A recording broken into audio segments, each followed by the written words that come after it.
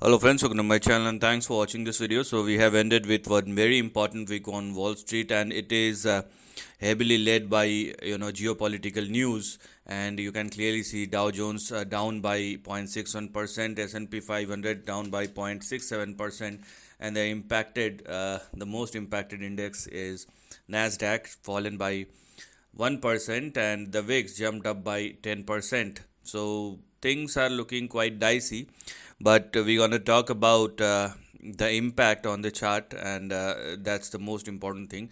News may come and go, but what kind of impact it has created on the market is the most important thing.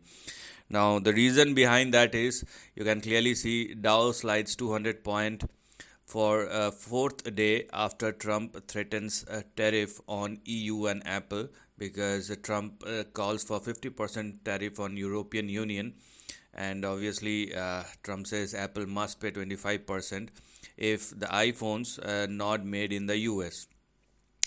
So the one thing which I was thinking is, yes, it's fine that is going to impose the tariff and all, but it will definitely have, it's not going to be a one way impact. The impact will always be, both sides. You can say that the percentage of the impact may be more or less depend upon what kind of consequence it has, but everybody will get impacted at the end of the day. So let's see what has happened and what kind of impact it has created on the charts. So let's start thing first with the price chart of Dow Jones. No doubt that the near term chart of Dow Jones now again looks somewhat, I would say, negative, but negative is a harsh word. I would say Dow Jones is looking weak. I mean, it's like some sort of fatigue which the price chart is indicating, and it started moving down. But I am not going to say a crash or something like that unless it actually happens. Yes, there is a correction which has been going on, but right now the correction is restricted in between these four lines, where we're gonna have our support at 40,777 and stop loss at 40,000 on the downside. So if Dow Jones falls below 40,000, then you need to think on the negative side a bit more. On the upside, if Dow Jones continue to trade and sustain above 40,777, then we have 41,880 and we have 42,872 as far as our near term target or resistance. And if you want to go beyond 42,872, then wait for the index to surpass and sustain above that. Right now, the only active range is this part, and that's what you need to focus on. Okay, so correction is fine, but we cannot say or call it as a crash unless there are enough indications. But you have to stay vigilant. That's the most important thing. Now, here we are, the price chart of Nasdaq. Okay, so no doubt that this is the high beta index, and the moves are quite volatile. But here also, unless it falls below certain crucial levels in the near term, we cannot say that it is actually down and out. So right now, this is the range which one should look for as your support range, and the good thing is Nasdaq closed above this range, which is 18,687. So 18,687 will be your near term target, your big support, near term support, big support at 18,300, and stop loss at 18,070. If Nasdaq falls below 18,070, then you can go for a downside. And if at the end of the day Nasdaq somehow managed to sustain itself or manage to hold above 18,687 or more, then it is definitely sooner or later may try to retest 20,113 and 20,200 on the upside.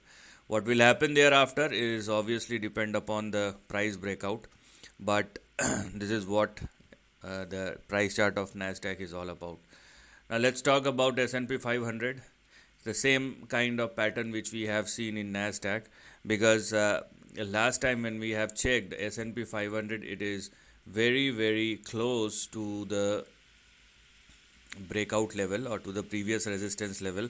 Now with this sudden volatility led by geopolitical news, or I would say geo-economical news, mean, it has obviously an impact, but the impact does not look extremely big. Right now, we have 5786 as our support and 5700, which is your stop loss. So please don't go below that. And on the upside, we have 6100 and 6164. That's what we're going to look at moving forward. So, yes, it is a range bound price action in all three index with a slight bit of negativity, no doubt about it. But it does not look, for the time being, it does not look that there is a major crash which is coming. Unless there are some indications, then obviously we will talk about it. Now, let's talk about some other things. Obviously, the dollar index, and dollar index has been falling down. Yeah, you can see I've talked about it and I keep on talking about it. So this is one of the major factors. And the thing is, when dollar index moving down, we cannot go bearish on the equity market beyond a certain point. Now here we are. I've talked about this previously, and we do have a breakdown rather than, so dollar index must take support somewhere near 100 and it should move higher. But what has rather happened is dollar index started falling down and now closed way below 100. It is now trading somewhere near 99. Now what lies ahead is the next big question. So when we are looking at the price chart of dollar index, the trend is shaping something like this. And I have talked about it couple of months back rather. Okay, so if you want, you can go and probably check it out. So this is what is happening over here, right?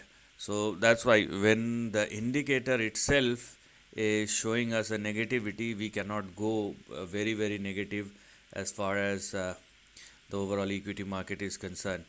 Okay, so the next saving grace for dollar index will be this particular line, which will be the next big support. Okay, so here we are. For dollar index, we have 97.97 as our next big support, or rather stop loss, because if it falls below 97.97, the next big swing may push dollar index somewhere in between 94 and 92. So I would say there is no point going extremely negative on the equity market, and most importantly, when the broad market started performing a bit. Okay, it's not much, but it's a bit. So the trend, or I would say the momentum is intact in the equity market, so you need not to be extremely worried. Yes, unless we have indications. Obviously there is always, because we are talking about stock market, which is always relative, not absolute. Now let's talk about the impact on oil. So let's see what is happening over there. And there is a consolidation which has been going on, and yes, I have also talked about the price chart of oil.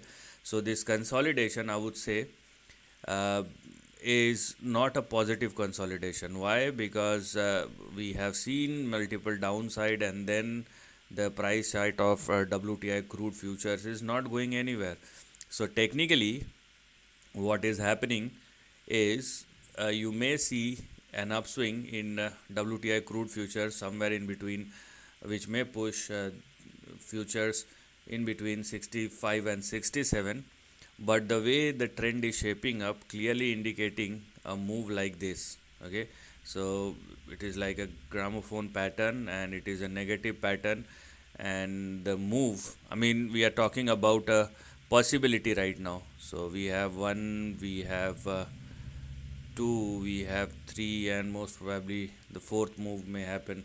So then we will see something on the upside. So this is technically the kind of pattern which is in formation. So if things does not work out, it's gonna be a major ride on the downside. May have played it wrong, made it wrong, I suppose. So here we are. So if you want to go big, let's go big. So this is what we have here as far as the pattern is concerned. Now you can see that if there is any sort of negative indications which we have, then this is something which we're gonna look at moving forward.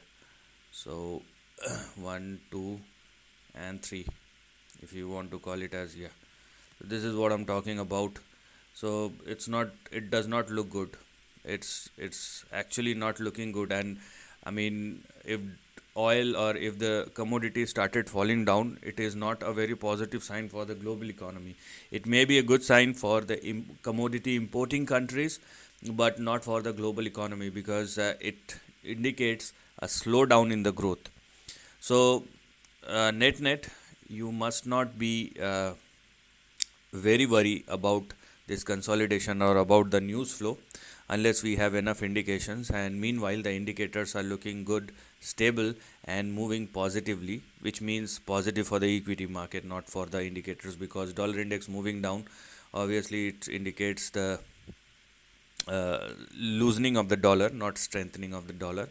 And yes, crude futures is indicating a stability, but it is not a positive stability unless we have something big. So uh, you should be, if you are a crude oil, or if you are looking into the price chart of WTI crude futures, you must be very worrisome about the move. Okay, so this is the end of the video. Thanks for watching.